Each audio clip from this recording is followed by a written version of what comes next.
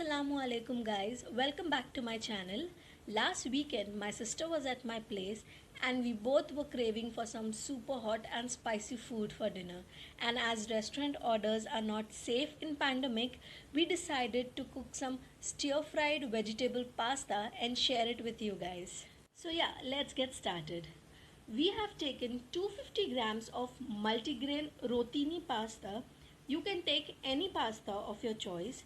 For boiling, we'll be taking up to 3 times of water and we'll add a generous amount of salt in it. Tip 1. Your pasta boiling water should be as salty as seawater. Tip 2. Before dropping in the pasta, we will add some oil in it, preferably olive oil. This will prevent your pasta from sticking to each other and from being clumsy. We'll be boiling the pasta on a high flame for a couple of minutes and then we'll medium the flame and allow it to boil. While my sister is keeping a watch on the pasta, I'll quickly get the chopping of the vegetables done. Today, I have taken some French beans, 2 whole carrots, 1 large capsicum and few baby corns. You can add as many vegetables as you like because it is vegetable pasta after all. Paneer and green zucchini also tastes great in this recipe.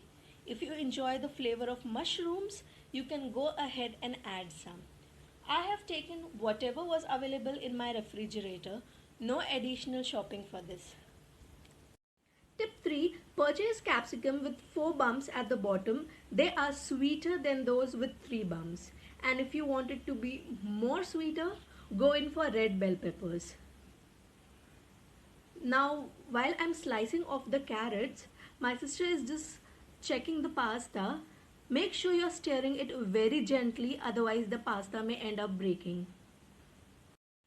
Tip 4. If you're counting your calories, baby corn is a great option because it has almost 0 calories in it.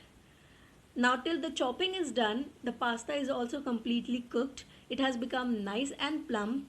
We'll be draining off the water so that it doesn't get overcooked. And then we will drizzle some oil on it. This is tip 5 because this prevents pasta from sticking to one another when it cools off.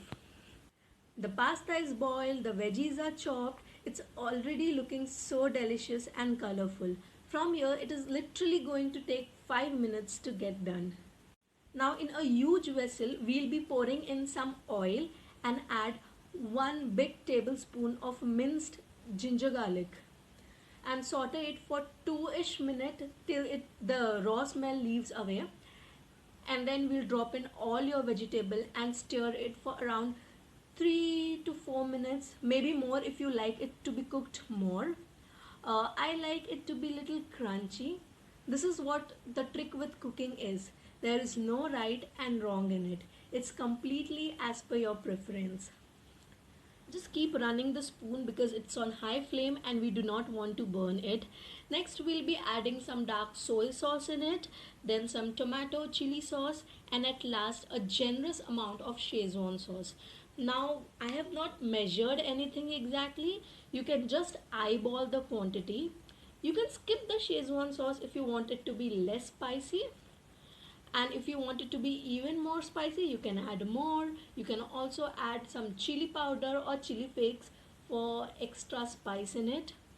Now at last we'll be dropping all the pasta in it and then toss it very gently so that it doesn't break and the flavors get spread evenly across.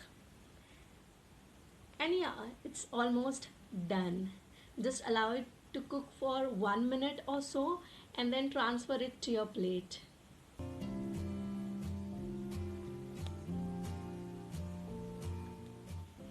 It's looking so delicious and so colorful, isn't it?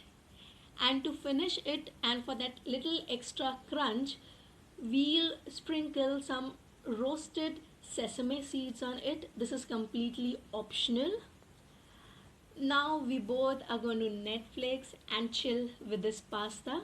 Meanwhile, you do not forget to subscribe to my channel and turn on the notification bell. See you next time.